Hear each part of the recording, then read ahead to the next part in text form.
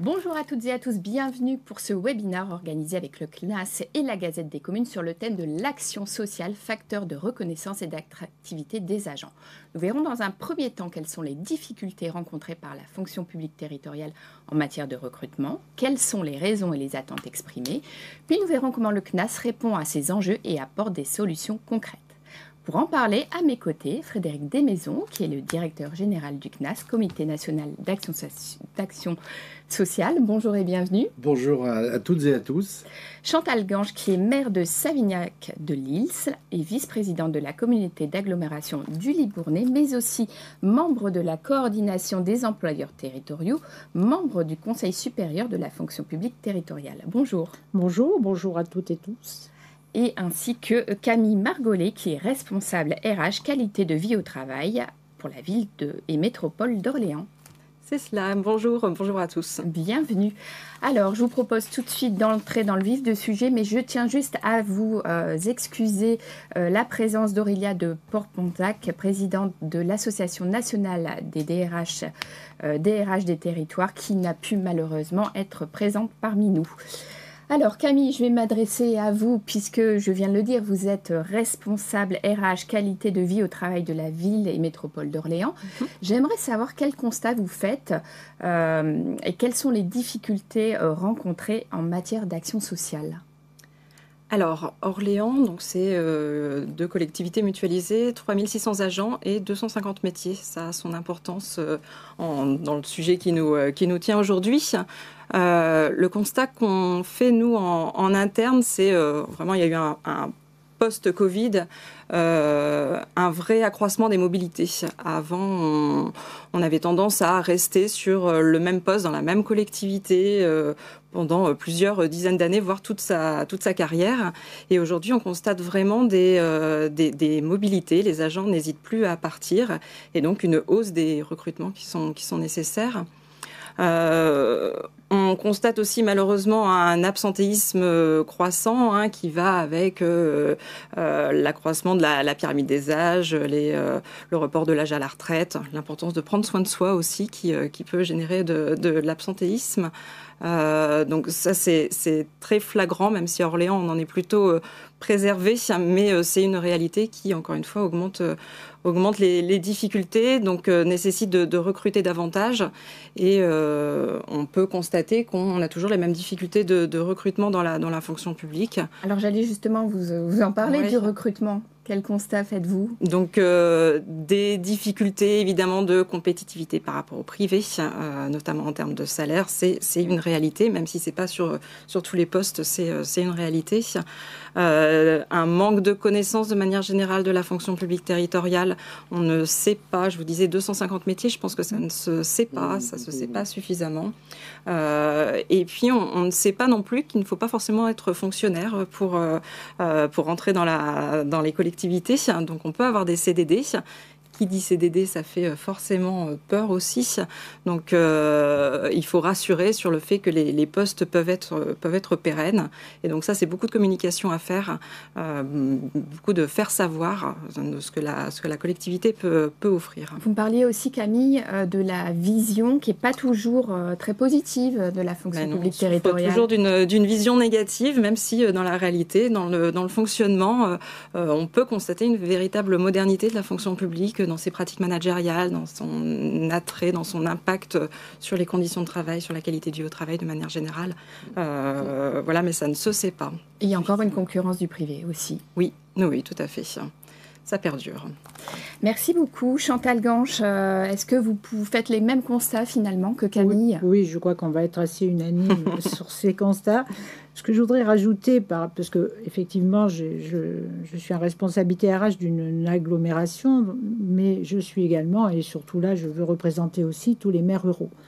Les maires ruraux qui effectivement ont des effectifs beaucoup moins importants, mais qui permettent de maintenir ces services de proximité essentiels pour nos populations rurales.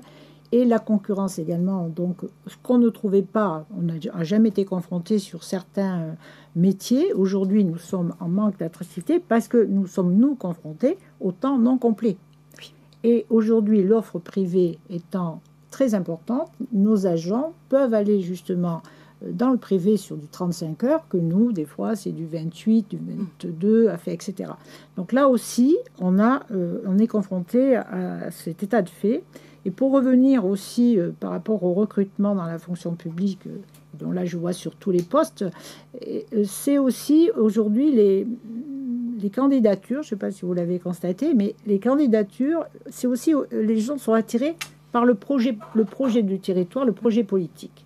Et aujourd'hui, puisqu'on n'a pas, par exemple, on fait des recrutements pour des projets, vous voyez, sur des projets particuliers, là, on a des candidatures. Aujourd'hui, là, je crois qu'il y a une modification de notre société, des modifications de rapport au travail, de rapport à beaucoup de choses. Et cette mobilité que vous parliez, on la constate. Et pourtant, moi qui suis dans une région dite favorable par rapport à sa situation géographique, à l'environnement, parce que ça aussi, c'est un critère. Aujourd'hui, l'environnement personnel, moi, je vois des personnes en recrutement qui gagnent des salaires dans le privé, dont on sait très bien qu'on ne peut pas s'aligner, mais qui mettent, et là, c'est là où la grande importance aujourd'hui, il faut que les employeurs en prennent conscience, la qualité de vie du travail, l'environnement de travail, l'environnement de vie personnelle va rentrer aussi dans le choix de nos postes et de l'offre d'emploi que nous avons. Je pense que c'est on va le voir pendant le webinaire, notamment que les offres du CNAS répondent aussi à ces moments de vie, ou en tout cas cette qualité de vie. Chantal, j'ai noté dans la presse territoriale qu'un grand nombre d'offres mentionnent l'adhésion au CNAS et l'action sociale. Oui, alors, si vous voulez, il est bien certain que c'est devenu essentiel. C'est comme si aujourd'hui, sur certains postes, n'est-ce pas, Margollet, si on ne mettait pas le télétravail. Je crois que là, on passe à côté des choses. Et on sait, donc je voudrais les saluer parce que je pense que mes collaboratrices de la CALI, que ce soit la responsable recrutement ou les DRH, etc., j'ai parlé donc, elle me disait, la responsable recrutement, que c'est lors des recrutements, les candidats n'en parlaient pas. Mais par contre, dès qu'elle posait les questions, ils avaient été, parce qu'il y a un lien, et ils avaient été consultés, donc bien sûr ceux qui ne sont pas dans la fonction publique, et en définitive avaient trouvé l'offre du CNAS particulièrement attractive. Donc c'est vu, c'est visualisé, c'est un des critères, en tout cas. J'allais dire, c'est un critère. En fait. Ah oui, je pense que ça nous ouvre quand même, alors oui, comme vous parliez tout à l'heure des salaires, mais du fameux RICEP, on en parlera peut-être, mais là, je trouve qu'aujourd'hui, je conseille quand même à beaucoup de mes collègues qui, s'ils n'ont pas, enfin, surtout en ruralité aussi, d'avoir cette proposition d'action sociale sera essentielle pour le maintien de nos services. Très bien, merci beaucoup. Alors Frédéric Desmaisons, directeur général du CNAS, un véritable poste d'observation, vous êtes en prise directe de la fonction publique territoriale. Ça permet de prendre la température du climat social. J'aimerais savoir quel constat vous faites sur justement les problématiques qui sont évoquées par Camille Margollet, mais aussi Chantal Ganche. Elles sont parfaitement en phase avec ce qui vient d'être dit. Le fait que nous ayons plus de 21 000 collectivités, puis 921 000 bénéficiaires, donc agents territoriaux et 3 millions d'ayants droit, la famille, nous fait connaître des remontées importantes. Sur la partie attractivité, oui, il y a le salaire, il y a parfois la complexité territoriale, il y a également d'autres éléments comme le parcours professionnel, et ce qui est la promesse finalement d'un parcours à l'intérieur de la fonction publique qui a du sens, mais on y reviendra tout à l'heure. On voit bien que l'action sociale devient un atout majeur qui vient compléter, bien sûr, dans les offres d'emploi quand elle se traduit, parce que notamment celle du CNAS, elle a la particularité, pour 217 € annuels par agent, que vous soyez une collectivité pauvre ou riche, nous avons des régions, mais nous avons un village des Cévennes avec une personne à mi-temps qui est au CNAS. Chaque agent a la totalité de l'offre de façon strictement égalitaire. Et on voit une croissance de la consommation, mais aussi du développement. On est très surpris, presque nous-mêmes, bien qu'on le recherche, de voir l'ampleur de la croissance du CNAS chaque année qui s'amplifie. Et on a d'autres demandes en ce moment qui convergent. Et ce qui fait que vous avez des... Pourquoi le CNAS est intéressant? D'abord, ce n'est pas une entreprise privée. Elle ne fait pas de bénéfices. Et par exemple, pendant le Covid, elle a redistribué 25 millions aux bénéficiaires au titre d'une période particulièrement difficile. On est le seul établissement, nous a dit le ministre, à l'avoir fait en France. Donc ça a du sens, et pour ça que les gens reviennent vers le CNAS, parce que ça accompagne tout au long de la vie. Je voudrais faire juste un zoom sur un sujet particulier qui est très sensible, qui sont les prêts. Les prêts chez nous ont explosé de 300%. Pourquoi ? Parce que là où vous payez 4 à 5% de taux, nous l'offrons à 1 et nous prenons en charge la différence. Alors aujourd'hui, dans la fonction publique territoriale, auprès des agents territoriaux qui sont la première maille et qui sont les premiers de cordée, moi j'inverse la logique, c'est pas les derniers tout en bas, c'est les premiers de cordée, et qui sont ceux qui portent la vie des territoires. On leur offre une capacité à mieux vivre, qui donne du sens non seulement au travail, une véritable reconnaissance, parce qu'il y a ça derrière l'action sociale. Action sociale qui est de 2007 dans la loi, donc c'est assez récent, et nous sommes nous-mêmes presque surpris et heureux, et on s'organise pour ça, de voir converger autant de demandes qui affluent chaque jour davantage vers le CNAS. Donc on répond visiblement à quelque chose. Vous répondez vraiment à ce contexte actuel, mais on va le détailler un peu plus dans la deuxième partie du webinaire. Mais il y a des moments, vous parlez de prêts, mais il y a des prestations qui connaissent un succès véritable. Oui, tout au long de la vie. Tout au long de la vie, on accompagne les familles dans divers champs. Les champs classiques des comités d'entreprise privés. Mais nous, on va plus loin, on a l'action sociale spécifique. Par exemple, on a une assistante sociale qui accompagne des cas particuliers avec des prises en charge particulières.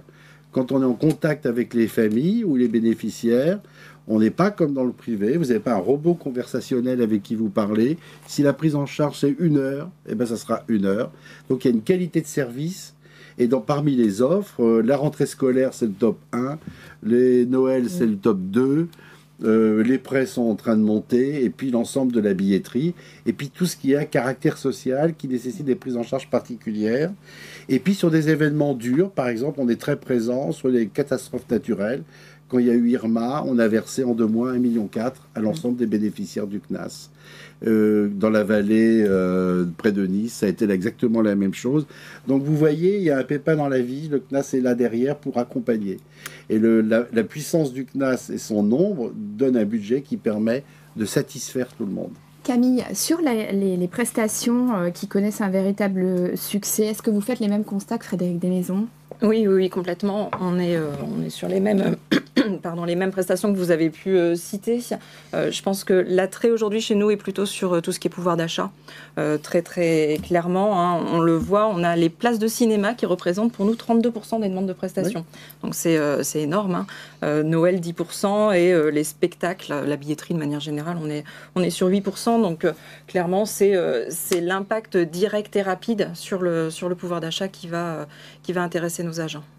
Et en ce qui concerne les nouvelles attentes exprimées, les préoccupations, est-ce que vous pouvez m'en parler ?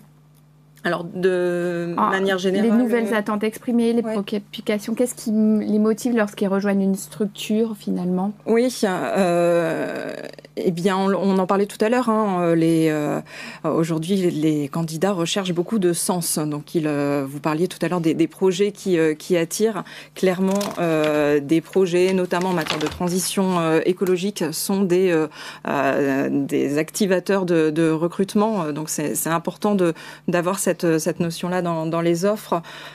Évidemment, il y a des modes de travail qui changent aussi. Donc, plus on sera moderne dans les modes de travail, et ça se ressent dans les annonces.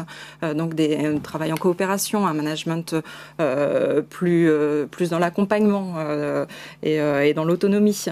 Voilà. Et puis, forcément, on a toutes nos possibilités d'évolution. On en parlait tout à l'heure. Les possibilités d'évolution, on a 250 métiers. On peut changer d'un métier à l'autre. Et ça, ce sont des attentes aussi.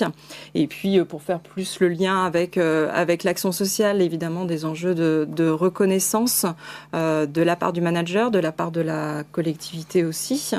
Et puis d'équilibre de la vie professionnelle et personnelle. Je crois que c'est très très important et notamment depuis le Covid, on le disait, hein, des annonces qui soulignent le télétravail, c'est important. On a quasiment tous les candidats qui aujourd'hui nous demandent s'il y a télétravail et dans quelle proportion, mais aussi tout ce qui est facilité, flexibilité des temps de travail, attention à la charge de travail, voilà, tout ce qui est quotidien professionnel et respecter la vie familiale aussi, c'est donc équilibre important. Finalement vie personnelle et professionnelle. Chantal? Moi, je voudrais juste un élément qu'on n'a pas abordé, c'est que la fonction publique territoriale, c'est 70% de catégorie C, donc les bas salaires. Donc imaginez l'impact, puisqu'on parlait tout à l'heure de pouvoir d'achat, de l'action sociale. Pourquoi il y a une augmentation effectivement de ces demandes? D'abord parce que je trouve aussi qu'il y a peut-être une meilleure communication au sein de nos collectivités de l'existence du CNAS, parce que souvent on cotise, mais c'est méconnu. Donc là, je crois qu'il y a un effet un petit peu de bouche à oreille, mais puis je crois que, bon, vous voyez, la communauté d'agglomération, elle a un agent qui est dédié justement à l'action sociale. Donc il y a un fort accompagnement, une forte information, etc. Et donc, je crois que ça aussi, ça contribue à faire connaître c'est ce que peuvent prétendre nos agents. Après, comme je vous dis, c'est des salaires quand même, on est sur des salaires assez bas, où toute aide est devenue aujourd'hui, dans le contexte social-économique, est devenue essentielle. Vital. Et quand je vois, vous disiez tout à l'heure, moi je vois une augmentation par rapport au CESU, aussi pour les aides, par contre pour les enfants en centre de loisirs. Enfin, il n'y a pas que le côté loisir, mais je trouve qu'on est en train de s'orienter vers le quotidien. Donc ça, c'est un signe.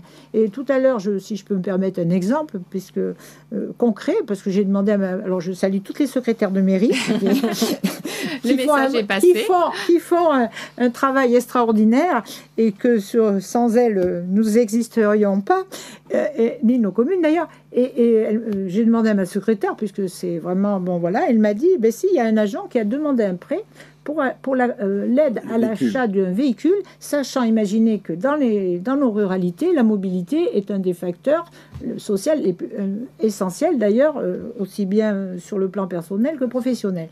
Donc, je trouve que là, je pense que, Monsieur Desmaisons, vous allez avoir encore plus de prêts, parce que tout le monde va si on ne connaissait pas le dispositif, je pense que vous allez... Mais je me rends compte qu'on ne connaît pas assez. C'est-à-dire qu'il y a cette cotisation, elle n'est pas assez utilisée. Bon, là, en tout cas, le message est passé maintenant. Mais il faut que... Non, mais excusez-moi, je vais quand même parler au niveau des employeurs territoriaux, à la responsabilité des employeurs territoriaux qui doivent s'emparer de ce sujet. Chantal, je me permets, on a d'ailleurs, merci pour vos nombreuses questions, on a une question du public qui demande quels sont les services qui aujourd'hui ont le plus souvent le vent en poupe, les prêts, les aides scolaires, point d'interrogation. C'est variable selon les collectivités parce qu'effectivement, selon leur typologie, selon leur rayonnement, on n'a pas, et selon forcément la classification des strates hiérarchiques, on n'a pas tout à fait les mêmes modèles. Donc il n'y a pas de modèle unique. Ce que je peux dire comme modèle de base, le plus grand consommateur du CNAS, ce sont les toutes petites collectivités. Parce que elles sont réunies, elles sont solidaires, et elles font probablement les démarches ensemble. Le deuxième point de repère, c'est qui, c'est souvent des femmes seules avec enfants. C'est le public qui consomme le plus. On peut le comprendre. On sait qu'il y a des problèmes de versement de pension chez certains individus du genre humain qui font que des femmes se retrouvent dans des situations difficiles et que là, c'est ce tel que nous abandonnons le plus. Donc, on a des profils comme cela, mais c'est très variable. Mais je veux dire que la rentrée scolaire, c'est le fait majeur de la consommation, forcément. Les vacances ont bougé, c'est-à-dire que les gens partent moins longtemps, mais plus qualitativement. Oui. Plus qualitativement. Il y a eu un boom sur les campings de qualité. Il y a eu un boom, on ne part pas 4 semaines, on ne loue pas 3 semaines, on loue 2, mais on veut une qualité de service, mais en plus grand nombre demandé au fait de la totalité de nos bénéficiaires qui sont de plus en plus nombreux.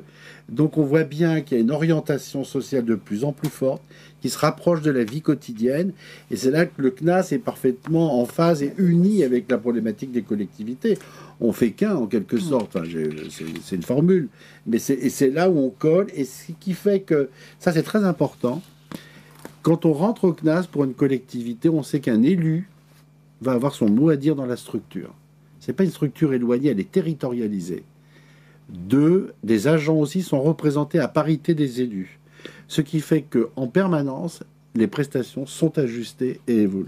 Il y a une autre question sur laquelle vous pouvez rebondir, c'est est-il possible de souscrire à tout ou en partie à l'offre du CNAS? On peut souscrire en partie. Donc il y a des collectivités qui ont gardé un COS, mais qui en même temps ont transféré la majorité de l'offre, parce que une autre particularité de notre offre, c'est qu'elle est sans limite.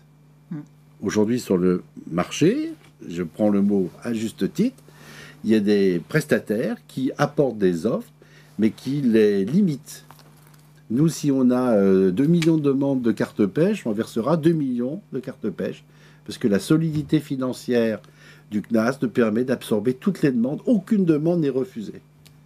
Donc ça, c'est un effet de levier très important. Très bien. Alors, je vous propose d'aborder la deuxième partie de ce webinaire. C'est comment l'action sociale, elle peut constituer un levier pour répondre aux enjeux de recrutement. Frédéric Desmaisons, les atouts de la fonction publique ne sont pas réellement connus. Pourtant, ils sont nombreux et réels. Est-ce que vous pouvez nous en parler? Ça va nous permettre de vraiment comprendre comment vous apportez des réponses ensuite. Aux problématiques, il faut toujours mettre en face les atouts. Les atouts de la fonction publique territoriale, ils sont très nombreux. D'abord, pour le personnel, notamment les plus jeunes, qui sont en quête de sens au travail, là, il y a un sens et un effet immédiat. Ce n'est pas des structures éloignées. Comme disent les élus, un maire, il est à portée de baffe, mais aussi un employé communal. C'est-à-dire qu'il a immédiatement l'effet de son action sur un territoire et face à la population. Alors ça, c'est un plaisir. C'est une contrainte, c'est une exigence, mais c'est un plaisir qui donne du sens au travail. Et à l'intérieur d'une carrière, vous pouvez, avec les 250 métiers, recomposer votre itinéraire. Vous avez le droit d'en sortir pour y revenir. Certains le font. Donc c'est quelque chose qui est beaucoup plus souple que l'impression qu'elle ne donne. Parce que quand on parle de fonction publique, on pense à l'État, non pas pour en dire du mal, mais c'est des structures éloignées, ministérielles, beaucoup plus lourdes. Or, la qualité de vie au travail dans la fonction publique territoriale est bien supérieure à toutes les autres fonctions publiques, et puis surtout la souplesse, l'adaptabilité. Camille, une réaction? Oui, je partage, je compléterai peut-être avec, c'est ma partie, tout ce qui est qualité de vie au travail et importance des conditions de travail. Je crois que dans la fonction publique, on est très attaché à limiter la pénibilité des métiers. Et donc, il y a une vraie attention sur tout ce qui est amélioration des conditions de travail, que ce soit sur les locaux, sur le bien vivre ensemble, sur, j'en parlais tout à l'heure, la flexibilité. Je vois, nous, on a mis en place une charte sur la gestion du temps et la surcharge de travail, pour limiter la surcharge de travail, avec des règles type réunion entre midi et 2, pas de réunion le vendredi après-midi pour préserver ça. Donc une vraie attention à l'agent, à sa santé, aussi bien physique que psychologique. Donc ça, je pense que c'est important à noter. Du plus humain local en plus. Oui. Chaque collectivité peut prendre ses propres initiatives. C'est pas une norme nationale, c'est l'intérêt. Oui. Et puis vraiment s'adapter aux Ça, c'est une force de la fonction publique enjeux, territoriale, l'adaptabilité et la localisation. Chantal? Oui. Et je voulais dire, c'est que je crois aussi qu'il faut s'emparer du document unique. Excusez-moi, mais c'est le grand sujet au niveau national. Et je crois parce que ce document unique en évaluation des risques professionnels, ça ne peut faire qu'avancer les employeurs dans les conditions de travail, d'en donner effectivement, de faire prendre conscience, soit des risques, parce que vous venez de dire, oui, on est à portée de baffe, mais aussi, on est dans des conjonctures aujourd'hui qui sont pour les agents parfois très traumatisantes, et ces agressions. Et je crois qu'il faut effectivement qu'ils sentent qu'on est là, que tout le monde est là. C'est la co-construction dans les projets aussi. Il faut que les employeurs co-construisent avec leurs agents. Et tout ça passe par des nouvelles approches. Ce que je voulais vous dire par rapport au sens de la fonction publique, je crois qu'on vient de passer une période Covid. Il n'y avait que les services publics qui fonctionnaient, dont majoritairement la territoriale. Donc, je crois que là, il y a eu une vision de la population un petit peu plus positive que ce fonctionnaire bashing qu'on vit. Et là, ça a été, je crois, pour chacun, la prise de conscience. Aujourd'hui, ce qu'il faut aussi, dans notre approche de recrutement et dans nos approches au niveau de la qualité de vie au travail, Moi, j'aime beaucoup, mais enfin bon, c'est la GPEC, c'est-à-dire que dès que quelqu'un rentre dans la fonction publique, on sait que les carrières vont être très longues, à moins qu'il change d'orientation, mais il faut aussi lui proposer, pour moi, c'est la formation. La formation, c'est la prévention. Et à partir de là, là aussi, le CNAS a toute l'action sociale à son intérêt.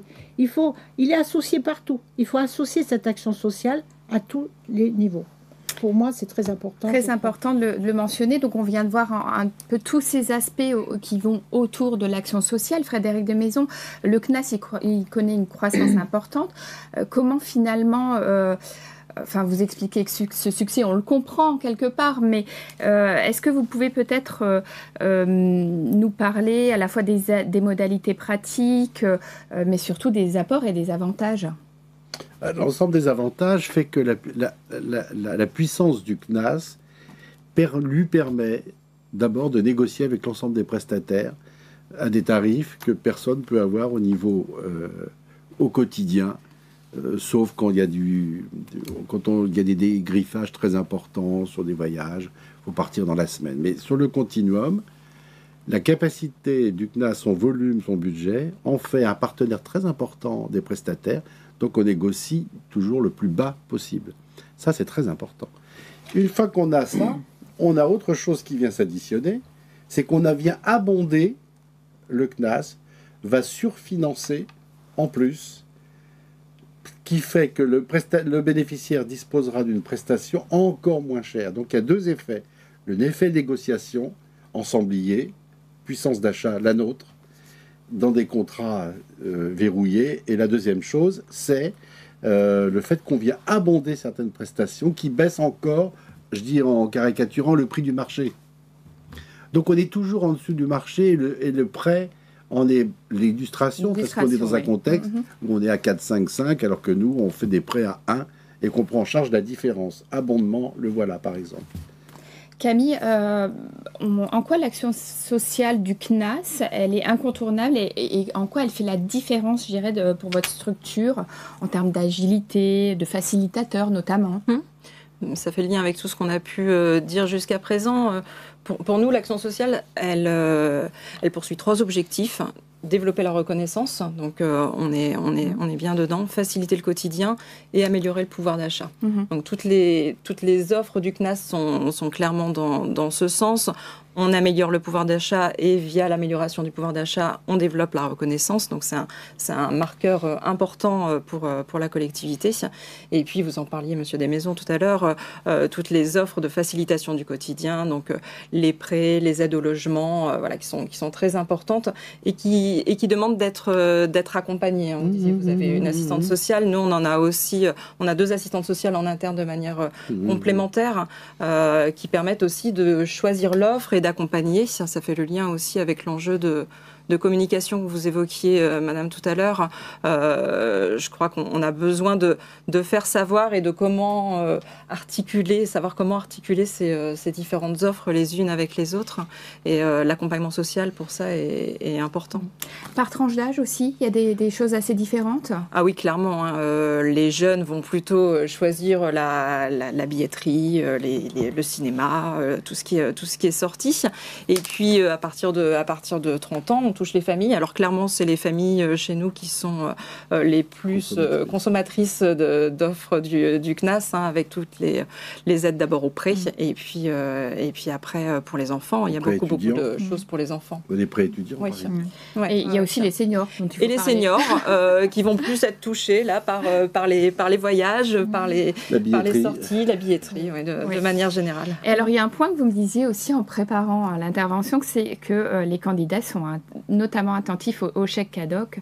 Voilà, c'est un point important aussi. Oui, quand on leur demande, alors j'ai fait l'exercice en demandant au service recrutement ce qui était demandé par les candidats, c'est ce qui attire vraiment l'attention, c'est ça, les prestations qui sont liées aux vacances, aux enfants, les tickets cinéma, les primes à la garde d'enfants, les chèques vacances.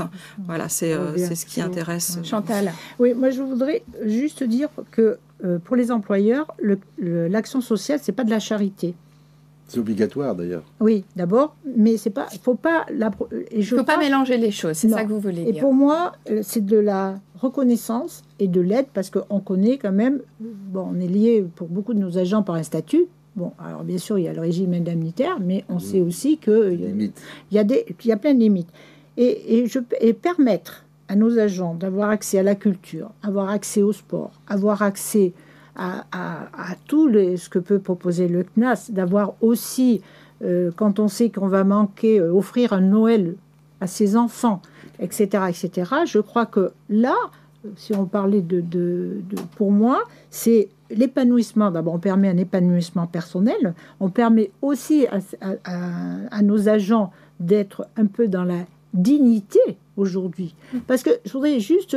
j'ai été interpellée par un des responsables avec qui je collabore, qui me disait, ça m'a beaucoup interpellée, et l'équipe DRH, on se questionnait, on va travailler.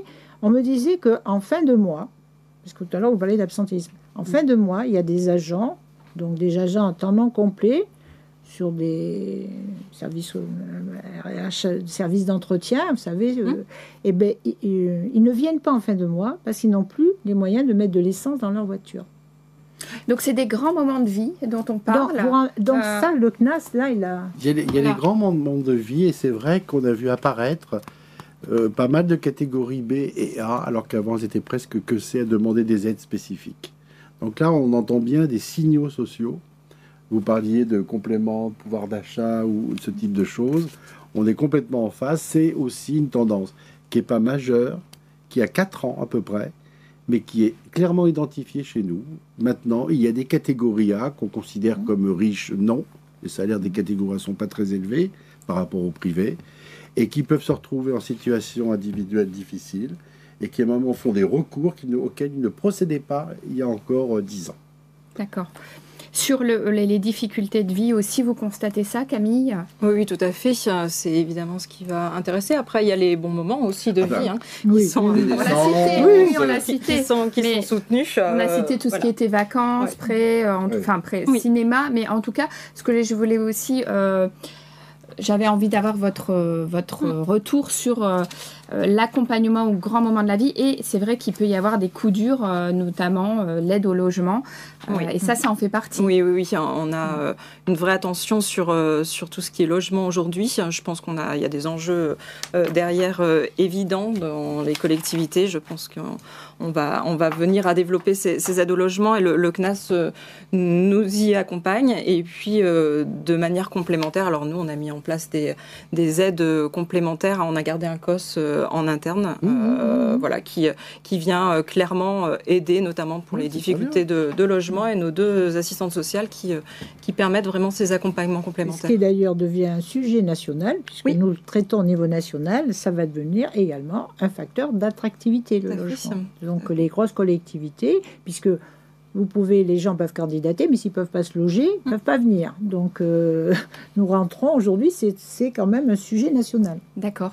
On va parler après de tout ce qui est notamment recrutement, en tout cas l'accompagnement, mais on a une question du public, je m'adresse à vous, Monsieur Desmaisons, sur la formation. En quoi le CNAS est-il lié à la formation ?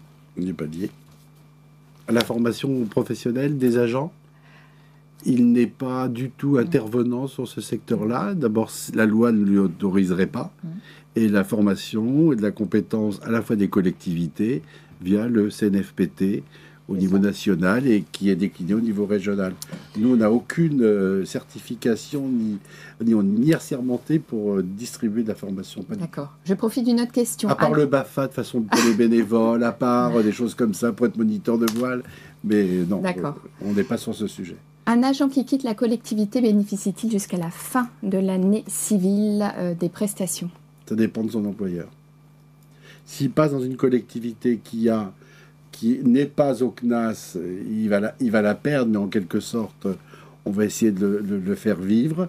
Mais c'est un sujet où, en général, qui se pose peu, parce que quand il bouge, il retourne dans les collectivités où il y a le CNAS, sinon il ne l'aurait pas prise, la collectivité. D'accord. Ils ne veulent pas perdre cela. Alors, j'en profite, de nombreuses questions. Je souhaiterais connaître le coût par agent pour adhérer au CNAS. 217 € Parfait. par an. Très bien. Comment les agents demandent-ils les aides? Via un site internet ou via un agent de la collectivité? Alors pour nous, c'est les deux. Le site internet du CNAS qui est bien fait et qui permet d'être accompagné. Et puis, on a une équipe d'agents de la collectivité qui accompagne. On rediffuse aussi évidemment les offres en fonction des moments de l'année. À la rentrée scolaire, on communique sur les offres de rentrée. Aux vacances, on communique sur les vacances, voilà. Donc c'est aussi beaucoup de communication et de formation, peut-être pour faire le lien avec la question précédente sur la formation. On organise des formations pour prendre en main le site du CNAS, parce qu'il ne faut pas oublier qu'on a beaucoup d'agents qui ne sont pas en capacité d'aller sur un ordinateur, d'avoir accès à la bureautique, ne savent parfois pas toucher une souris. Donc c'est important de garder ce lien contact aussi. humain. Et donc soit on va sur le terrain pour communiquer sur l'offre, soit on leur propose aussi des petites formations de prise en main du site du CNAS et d'autres actions sociales. On a beaucoup d'interventions de nos salariés dans les collectivités qui sont des interventions de formation, d'explication. Et puis nous avons, en dehors du site, puisqu'on prend en compte la difficulté, on a toujours un centre d'appel qui va... Donc, c'est pas seulement qu'une prestation, c'est ça que vous voulez dire? Il y a un accueil, vous pouvez téléphoner, il y a un accompagnement. Et d'ailleurs, on va moderniser ce centre de contact parce qu'on arrive à une ampleur de prise en charge qui nous oblige maintenant à passer à un étage au-dessus. Oui, Chantal. mais je le disais tout à l'heure, je crois que les collectivités un peu plus importantes ont des agents dédiés. Et encore une fois, je vais m'adresser au secrétaire de mairie qui, elle, aide les autres agents qui, vous savez, elles sont un peu la tour de contrôle et qui, effectivement, leur permet de pouvoir déjà soit faire les démarches avec eux ou les initier. En tout cas, c'est vrai que je sais qu'elles peuvent s'adresser au CNAS pour tout questionnement particulier. Il y a toujours au moins quelqu'un leur répond. C'est déjà quelque chose d'important. Il y a un point que je voulais évoquer avec vous, parce qu'on a évoqué les grands moments de vie, mais il y a aussi des difficultés de fidélisation aussi, notamment chez les jeunes. Camille, vous rencontrez ce genre de problématiques, entre guillemets? Au-delà d'une problématique, c'est un enjeu aujourd'hui de fidélisation. On en parlait, l'importance de développer la mobilité interne, donc d'accompagner la mobilité interne par les parcours professionnels, les évolutions professionnelles. Donc ça, c'est important. Et en matière d'action sociale, les offres d'action sociale vont nous permettre de fidéliser. On essaie de développer, notamment sur tout ce qui est enjeu de transition en matière de déplacement, le FMD qui aujourd'hui... Ils sont très sensibles, les jeunes. Voilà, oui. Donc on essaie vraiment de développer une offre d'action sociale qui réponde à ces enjeux-là et qui permettent de fidéliser. Voilà. Après, on a quand même un enjeu de communication et de formation des managers aussi,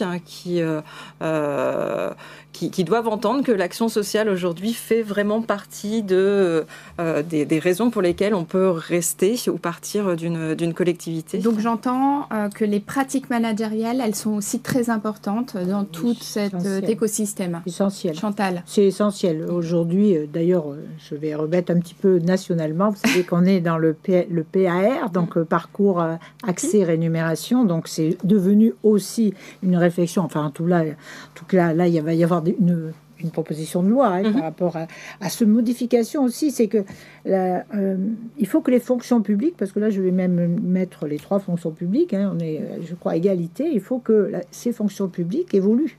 Il faut qu'elles soient en adéquation, vous l'avez dit tout à l'heure, avec les sociétés, les attentes aussi des agents ou des candidats. C'est qu'on ne peut pas continuer à vivre avec le passé. Aujourd'hui, on est là et il y a une mutation extrêmement importante par rapport à nos difficultés d'ailleurs, de recrutement ou de fidélisation ou même des changements de métier. On est aujourd'hui, il y a des métiers, si je reprends mes secrétaires de mairie, aujourd'hui, en très très peu d'années, ça n'a plus rien à voir avec cette profession de quelques dizaines d'années. Donc tout ça, c'est en train de se complexifier. Je crois que vous êtes dans ces métiers, mais qui apportent de plus en plus d'intérêt. d'expertise. Vous savez que souvent on parlait des contrats de projet. Il y a des jeunes qui viennent dans nos collectivités faire des contrats de projet pour se faire des CV. Mais pendant les 2 ans qu'ils sont là, ils sont d'une richesse et d'un apport extraordinaire. Frédéric Desmaisons. C'est important de souligner qu'au travers du CNFPT, de l'INET notamment, il y a eu un mouvement managérial très, très, très important et créatif. C'est-à-dire qu'à la fois, il n'a pas singé le privé, ni l'État. Et la fonction publique territoriale a su se construire un référentiel et des formations tout au long de la vie ou des formations initiales qui a donné un punch managérial, et je pense que les gens seraient très surpris. Au CNAS, on recrute 99% des gens qui viennent du privé. Mais on a des élus de culture, et moi je viens des collectivités. Et ils sont surpris en découvrant les collectivités, l'innovation permanente qui est là, le fait qu'il y ait un vrai cursus de formation, et qu'il y a un cycle supérieur de management à l'INET à Strasbourg, c'est pas pour rien. Son contenu est presque sans équivalent sur le marché en termes de capacité d'adaptation, d'adaptabilité et de capacité à donner du sens à l'action, qui est la clé de voûte du service de proximité territoriale. Parce que quand vous êtes dans un bureau éloigné, c'est pas une critique, on sait qu'on n'est pas en contact avec la population. Quand il faut réagir, l'adaptabilité, la capacité à recomposer des politiques publiques, c'est une force, c'est empoigné donc CNFPT, c'est empoigné d'enseigner, d'accompagner. Et là, il y a une énergie, quelque chose qui n'est pas du tout figé, qui est très intéressant et particulier à cette fonction publique qui intéresse beaucoup de cadres. Et donc, il faut les inviter à venir de plus en plus à la fonction publique, parce qu'ils vont être très étonnés et du niveau d'exigence et en même temps de la créativité indispensable. Très bien. Alors, les pratiques managériales, un point notamment très intéressant. J'ai un petit message à vous faire passer. Vous êtes très nombreux, vous avez de nombreuses questions. Malheureusement, on ne peut pas y répondre, mais le CNAS y répondra dans un deuxième temps. On a encore juste quelques minutes pour conclure. J'ai envie d'avoir... on a dit beaucoup de choses, mais j'ai envie d'avoir votre regard. Comment est-ce que vous voyez l'action sociale demain? Quels sont les horizons? Ou en tout cas, qu'est-ce qui est important de retenir pour permettre justement de véhiculer tous ces messages qu'on vient de faire passer? Chantal. Mais je crois que là, si on doit conclure, je crois qu'on vient de démontrer par cette séance, c'est que c'est indispensable à nos collectivités et que ceux qui aujourd'hui ne sont pas adhérents, je parle au niveau des employeurs, je crois qu'il faut qu'ils s'interrogent. Et effectivement, qu'ils aient ce côté de reconnaissance et de valorisation de nos agents, et que c'est une réponse justement à ces attentes. Oui, c'est ça que vous voulez dire. Écoutez, là, on n'est pas... moi, je serais contente quand il y aura encore plus d'adhésion au CNAS, parce que effectivement, ça... Oui, ok, mais ça voudra dire que ça devient... Vous savez, ce qui est important pour les employeurs territoriaux, c'est d'avoir une politique. Alors je dirais ressources humaines, mais j'ai travaillé avec une DRH et qui disait toujours je pratique une politique humaine des ressources. Alors je leur conseille que le CNAS, c'est tout à fait une politique humaine des ressources. Voilà ma conclusion. C'est ce qu'on peut retenir. Merci Chantal. Camille. Peut-être une adaptabilité des réponses aux besoins, parce qu'on l'a vu, il y a beaucoup d'attentes différentes en fonction des publics. Donc, peut-être envisager l'action sociale comme une adaptation aux besoins permanentes et avec notamment davantage de proximité. Je crois que aujourd'hui, les candidats recherchent cette proximité locale, peut-être un développement des offres locales. On en a peu parlé, mais je pense que, en tout cas, cette adaptabilité de nos pratiques RH aux besoins est importante, et encore faut-il identifier le besoin. Voilà. Merci. Monsieur Desmaisons? Moi, je suis très optimiste parce que, d'une part, il y a encore du travail à faire. Vous savez que l'action sociale n'est pas, pour les collectivités territoriales, obligatoire. C'est-à-dire on n'est pas sur une base d'un pourcentage de la masse salariale, comme la fonction publique hospitalière, comme un taux ou un niveau. Ça veut dire qu'il y a encore des combats à mener. 2, il faut répondre aux attentes. Moi, je fais 2 liens j'ai entendu dignité, reconnaissance, qualité de vie au travail, pouvoir d'achat. Je dirais que le CNAS se situe dans cette modernité-là, dans laquelle se situent aussi les fonctions publiques, la fonction publique territoriale, qui est largement à partager et qui invite tous les bons candidats à la rejoindre. Et le CNAS sera toujours à côté de cette modernité, de ces évolutions de la fonction publique territoriale, dont les gens seront très surpris de comprendre la richesse, l'intelligence et l'adaptabilité permanente. Et l'utilité. Merci beaucoup en tout cas à tous les trois. J'étais ravie de pouvoir beaucoup. échanger avec vous. Merci Alors, à toutes et tous. Merci. Merci à vous. Alors le replay sera disponible dans la journée sur le site de la Gazette des Communes. Vous pouvez également noter ce webinaire. Merci beaucoup.